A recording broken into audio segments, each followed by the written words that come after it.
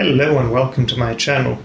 In this video I'm going to show you a really good way to fix your oil pastel drawings. And when I say fix them, I mean really fix them so that they are completely protected from smudging, so that they are no longer sticky, so that they're protected from damage, and so that there isn't any loss in color or detail. For demonstration, I'm going to use this small drawing of a ladybug, and I'm going to show you how I did that drawing, but I'm going to do that a little bit later. First, I'm going to show you how I fix my oil pastel drawings, and for that I use the Liquitex clear gesso. So this is what my drawing of the ladybug looks like before I apply the clear gesso. As you can see, it has some nice details, it has lovely vibrant colors. It would be a shame for those to be smudged. Now, to protect that, I'm going to use Liquitex clear gesso. It's basically a primer that I've already used in many of my drawings to create a rough textured surface similar to sanded paper, and it's a good surface for both pastels and colored pencils. Here I'm going to use it to protect the oil pastel drawing, but the good thing about it is that it can also add some tooth so that you can put some more detail on top. So the way that I do this is I use a soft synthetic brush and I apply the clear gesso gently, using only small amounts at a time, and I spread it around in a very thin layer. This way there won't be any brush strokes visible, but the thing is that when clear gesso dries, it dries completely clear. And if you're worried about those brush strokes or brush marks being a little bit more visible, then maybe you can further dilute it with a little bit more water, but honestly it won't be necessary. Like I said, the way to do this is to use small amounts at a time and just spread it in a very thin layer using a soft brush. And even though now it looks kind of white, don't be worried about muddying the colors or creating some kind of a misty effect over it. That's not going to happen, because when it dries, like I said, it's going to be completely transparent and the colors are going to be exactly the same. Another important thing is that you won't smudge it and you won't lose any of the detail. The reason why that is the case is because oil pastels, they are kind of heavy and they stick to the paper, so you can't really move them with gentle brush strokes. This is what it looks like when it dries. As you can see, it can't be smudged. When I touch it, it's not sticky. It's completely protected. It's much better than using a fixative, in my opinion.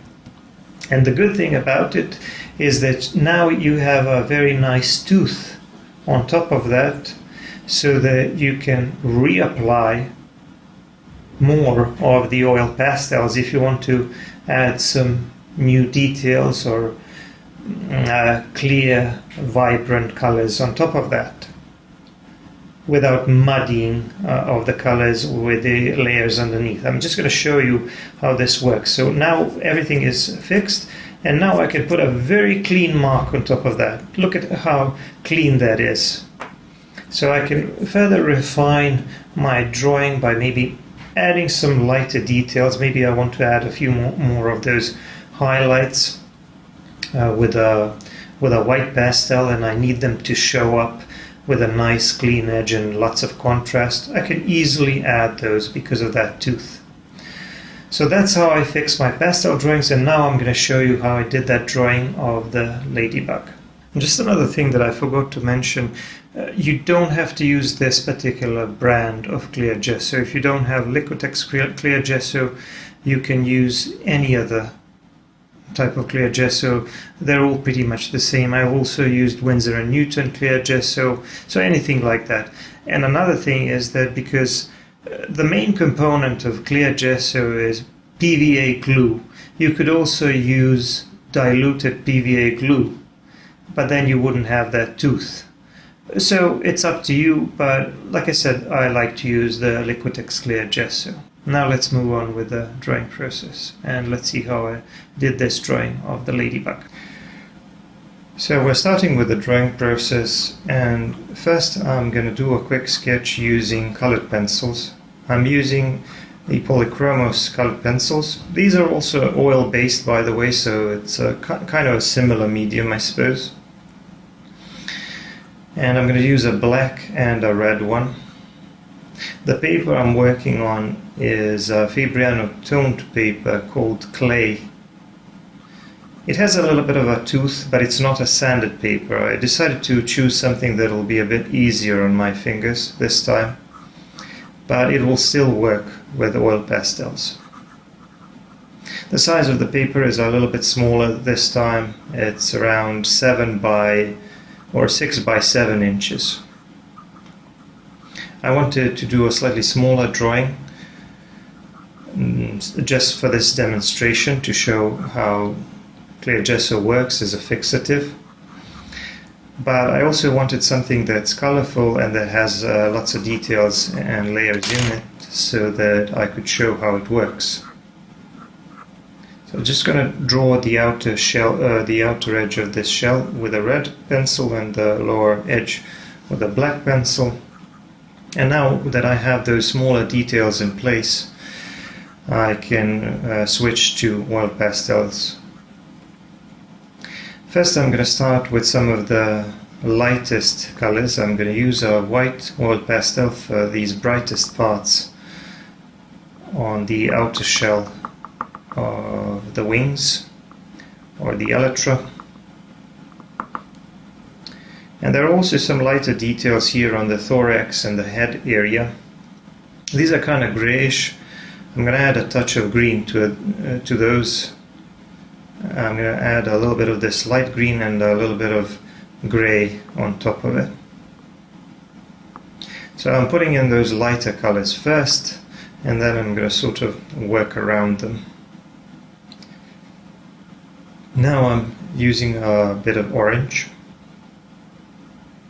especially in this middle area here, because the elytra are round.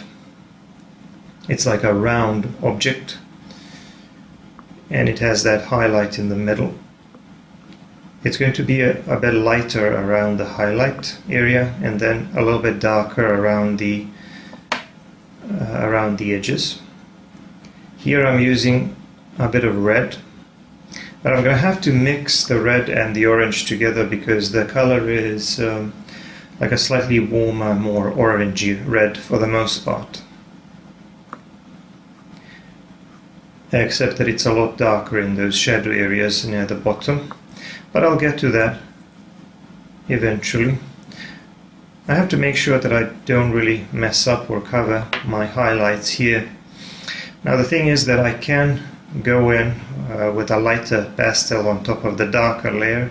I can work from dark to light basically, but when I want to keep certain colors, certain details really clean, I prefer to put in the brighter color first, just to reduce the amount of muddying and blending.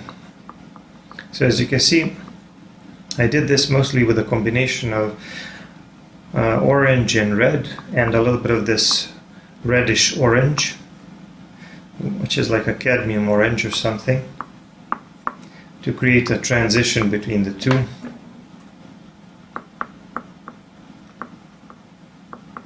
And they layer quite nicely on top of one another. For these smaller, finer details and to work around the edges, I am using a tortillon. You can use just regular tortillons that you can roll yourself. You can also use blending stumps that you can buy in art supply stores. Any of these things will work.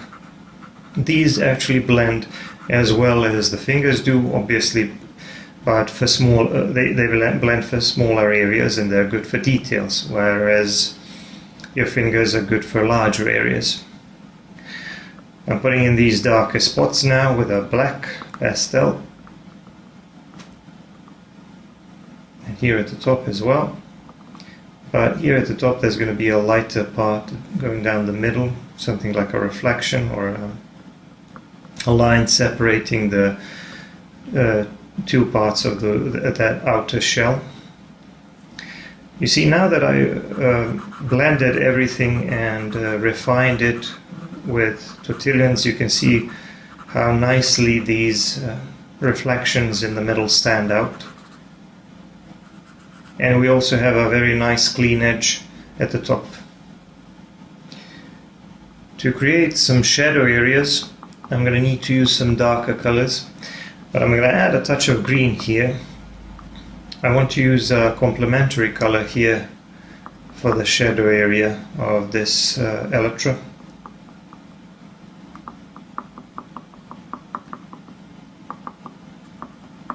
And I can soften the edges of those reflections, as well as the transition between the shadow area and the lighter area, using the reddish orange again.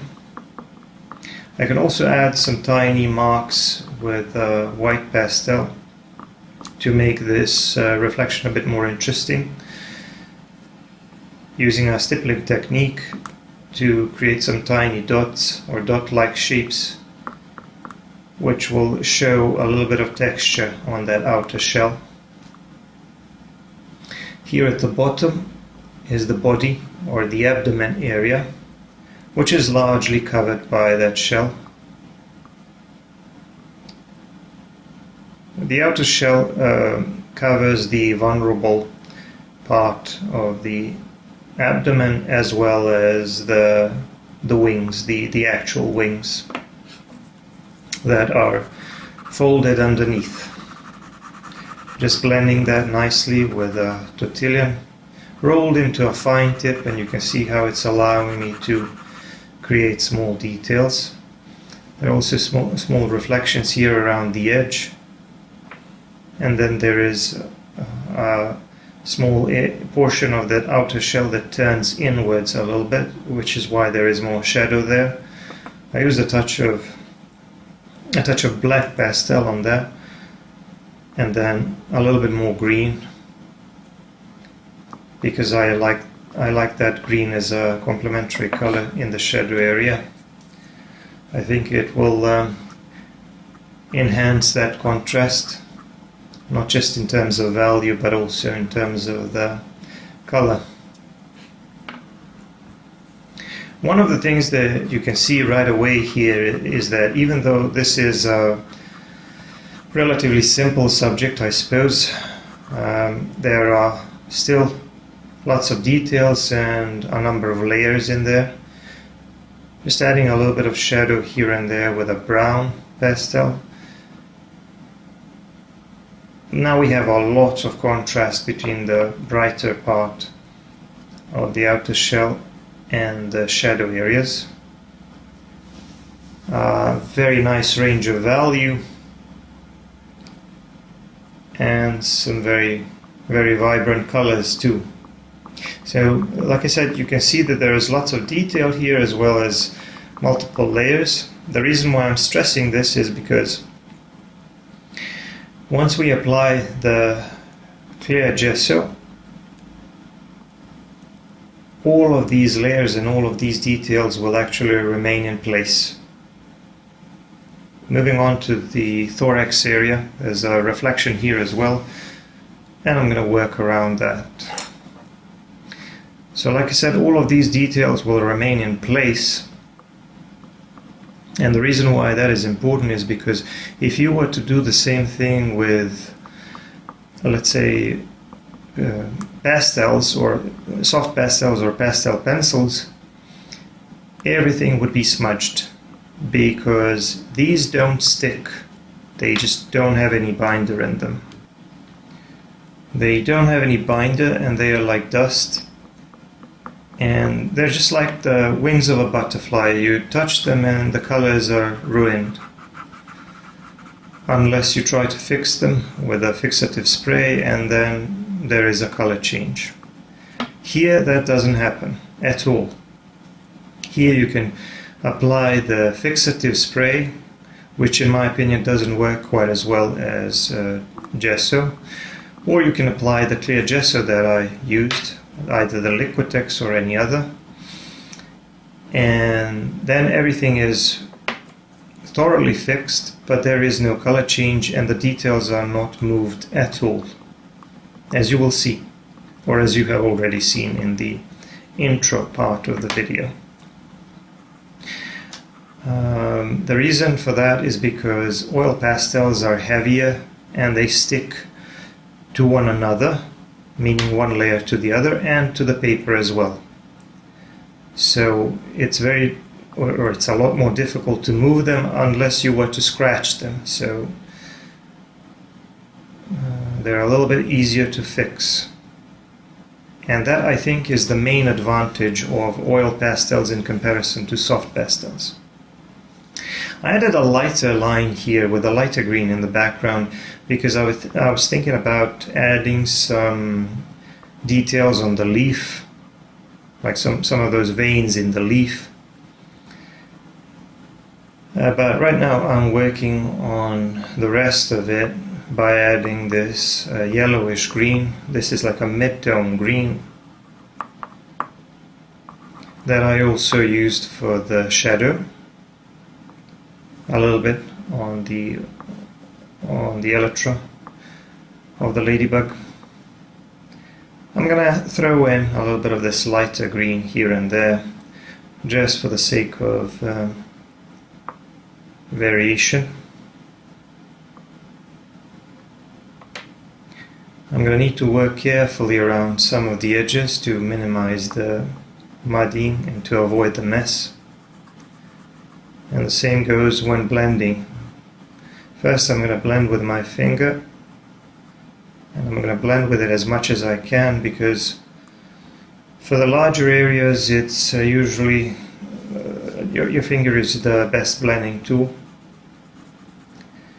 But for the smaller details you have to be careful.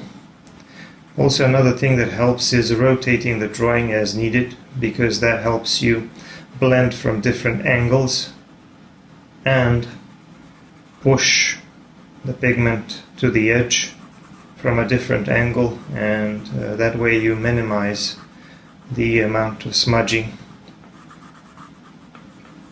Now, as you can see from the background, by the way, I'm doing a little bit of additional work with the tortillon as well as the oil pastels, just cleaning up the edges and fixing some of the details. If you look at the background, you will see that I'm not going to draw all of the background, so this is going to be a vignette. And I think a vignette will also look very nice.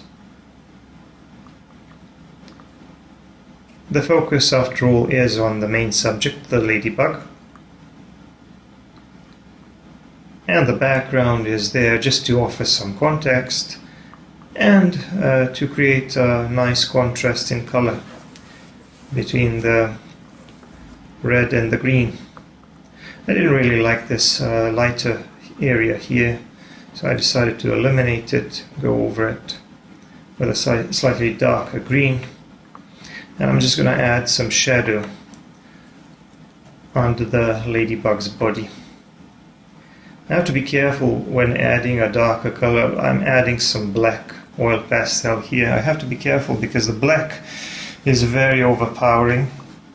I learned that the hard way in one of my previous drawings.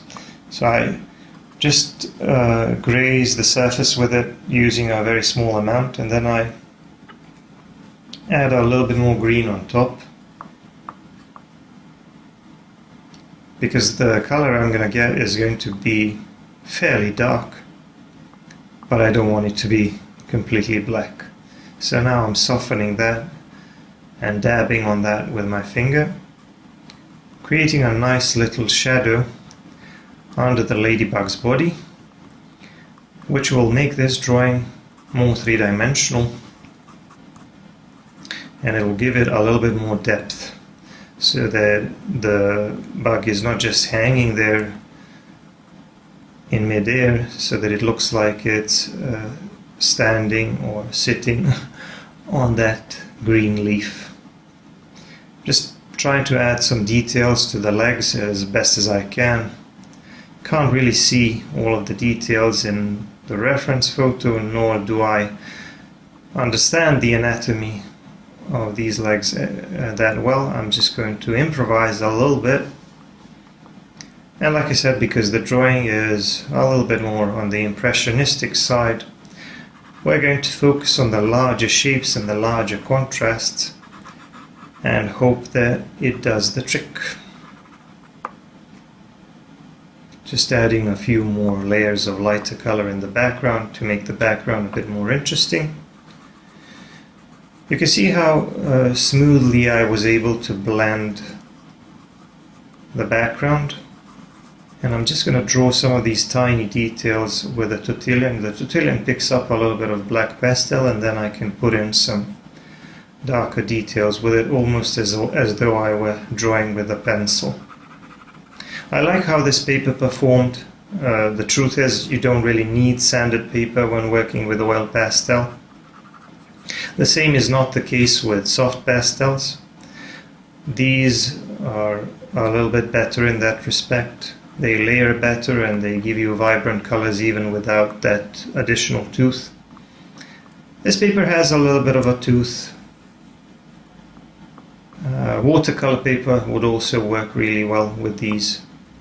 Just adding some final details, some smaller highlights here and there on that thorax area, and refining them with a tortillon. So just a few touches here and there. And as you can see, it's almost done. Just cleaning up that edge and adding a touch of green here and there.